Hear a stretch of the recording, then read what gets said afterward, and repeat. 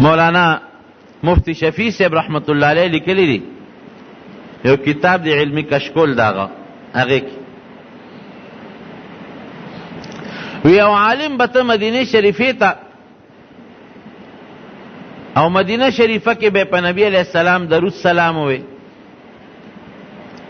بیا به په ابو بکر صدیق رضی الله عنه او بیا په عمر فاروق رضی الله عنه او شیرونه به وي په شیرونو کې ورته صفاتونه کول د نبی علیہ السلام او د مرګرو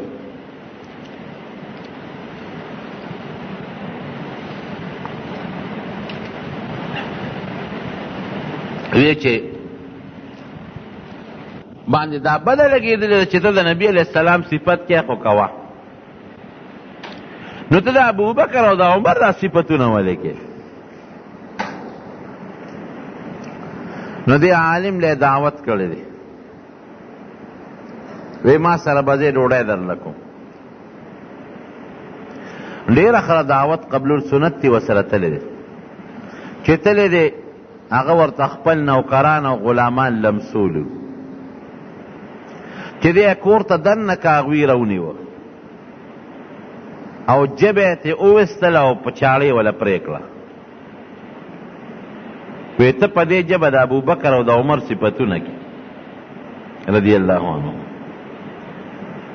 زه شا به دا جبه یو څه چې دلی جوړه کړي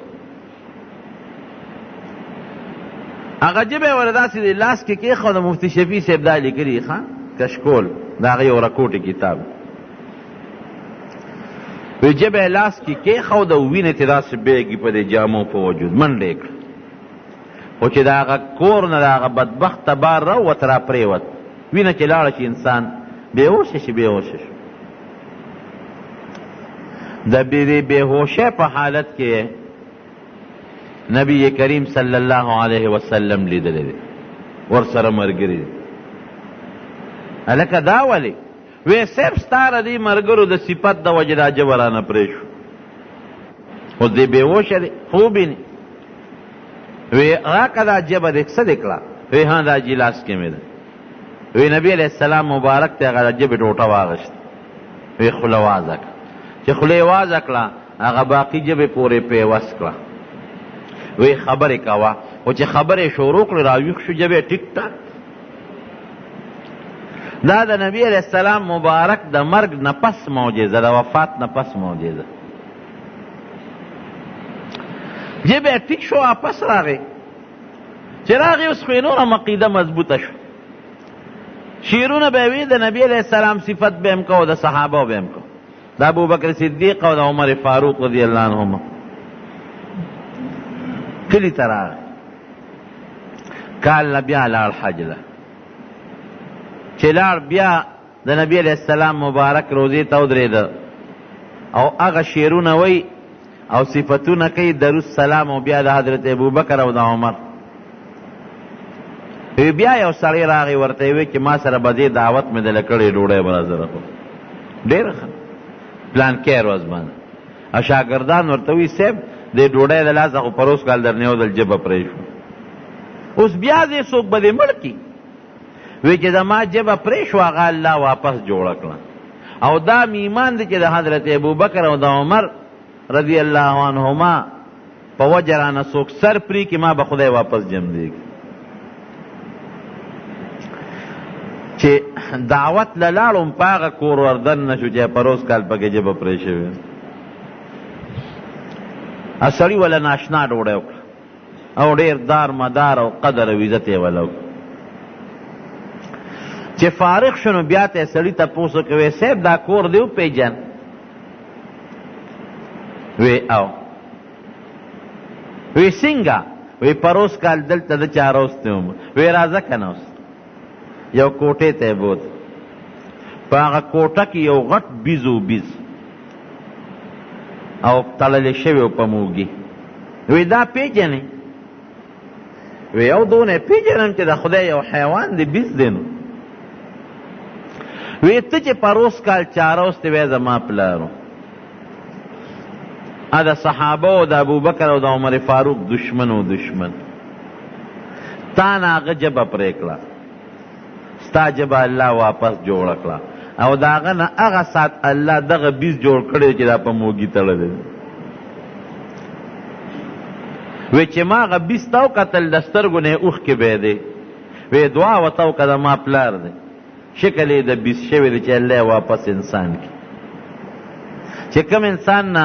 حیوان جوړ شي بیزو یا خنزیر هغه واتر وځي کمري پاتې کېږي نه خو دا بعضې الله د عبرت دپاره ساتي او زمونږ د دې دین یو بل کتاب دی د مشکات شریف شرحه ده اشعة اللمعات شیخ عبدالحق دهلوي رحمت الله علیه لیکلی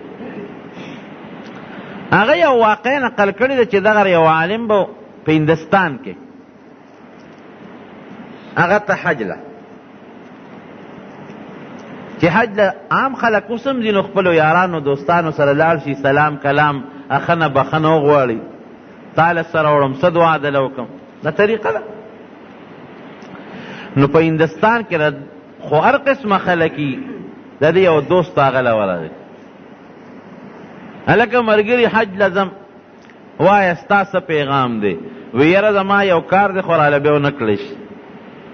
وی چې زما په وس کې ولې به نه کوم وی بلکل ستا په وس کې دی وی بلکل به کوم وعده ده نه دا سم مضبوطه وعده به را سره کې وی بلکل چې زما په وس کې راکړه داسې له به کوم وی وعده دې وکړه وی وی ښه چې حج وکړي او بیا مدینې شریفې ته لاړ شي او د نبی علیه السلام مبارک روضې ته ور مخامخ شي خپل سلام پې ووایي نو زما به هم پې ووایي که هندستان د پلانکي کلي پلانکۍ د پلانکي زوی در باندې سلام او بیا به نبی علیه السلام ته زما یو پیغام ور ورسوي چې زما دغه اشنا فلانکۍ د فلانکي زوی وایي چې د الله رسول ستا ملاقات ته مې ډېر زړه کېږي خو ستا په خوا کې دا دوه کسه دی ابوبکر او عمر چې دا ستا دشمنان دي ګوره څونه سپکه خبره ده که دا در سره نه وې زه به د ملاقات نه راغلی وې خو دوی در سره دي د دوی د وجې دله نه راځم وایي مې چې هلکه دا خو د ډېره خرابه خبره وکړه ظالمه خو د نبي علیه السلام نږدې صحابه دي نبی کریم صلی الله فرمایي وی دا زما په دنیا کې وزیران دي او په آخرت کې او د قیامت پر ورځ چې زما په الله په دربار کې ولاړم نو ښي طرف ته به مې ابوبکر صدیق ولاړ او ګس طرف ته عمر فاروق رضی الله عنه او دواړه ورسره په دنیا کې په یو کوټه کې ګورې دفن دي دی مینه ده که نه وی ما ته وایي چې نه ما سره وعده کړې ده بس زما سوال جواب دی ته خو استاد زما را سوال جواب برسې دا مولانا صاحب وایي چې لاړم مدینې شریفې ته وی په نبی علیه السلام می درود شریف وی او بیا می دا هغه خپل اشنا هغه سلام ورته ورسو هغه پیغام مې ورته ورسو وی رالم خپل بلډینګ ته وده شم وی چې وده شم خوب وینم وی په خوب کې د خپل کلي کې هندستان کې نبی علیه السلام مبارک دی ورسره حضرت ابوبکر صدیق دی عمر فاروق دی او نور صحابه کرام دی په سپینو خشته جامو کې او زما د اشنا دا ما چې ورته پیغام یې ما ته داسې مخامخ ولاړ چې ما ته وی داسې خبره برس وی ما ته نبی علیه السلام مبارک وفرمایل چې دا هغه سړی دی چې د ابوبکر او عمر پسې بده ویلې ده او زما دشمنان یې ورته ویلي مې چې صاحب هم دا دی وی عمر فاروق ته داسې اشاره وکړه وی هاته عمر سره توره وه وی ورمخکې شو ټس یې ورکړه سر یې تېخ وغورځو وی د خوبه راویښ شو وی ما وی چې د خوب تعبیر بدی چې دا سړی خراب سړی دی نو دا یې د نبي علیه السلام په اشارت عمر فاروق سر و خراب سړی وی خیر چې دا حج نه فارغ شم خپل کلي ته رالم ټول خلک مبارکۍ له راغله وی دا اشنا مې رانه وی اوبه کجورې مې ځان سره واغېشتې زه وله کلي ته لاړم څه موده پس ور مې وډبم مې چې ناجوړه به کور نه آواز راغې څوک یې مې چې زه پلان کې یم زما هغه اشنا څه شو وی هغې راته په ژړا شو چې خو مړ شوی دی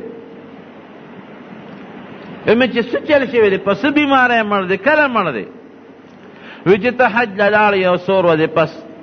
غسل خانې ته ننوتې او ټټۍ ته اودس ماتې ده وی ډېر ساعته شو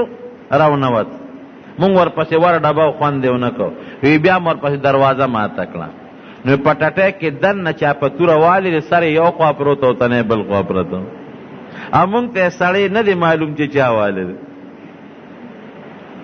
وی ما چې ته دروازې او د هغه ټیم تپوس وکړو چې کم ټیم دی مړ شوی دی، وی قسم دی هغه ټیم و چې کوم وخت ما نبي علیه السلام مبارک په خوب کې لیدی. وی ما چې وجون کې ما ته معلوم دی دی پیژنم. وی هغه څنګه؟ وی ما ورته ټوله د خوب قصه وکړه چې دقه ټیم کې تاسو کم ټیم یادوئ عمر فاروق په توره والې د نبي علیه السلام په حکم او سر او تنې ته جدا کړو. دا د صحابو دشمنان.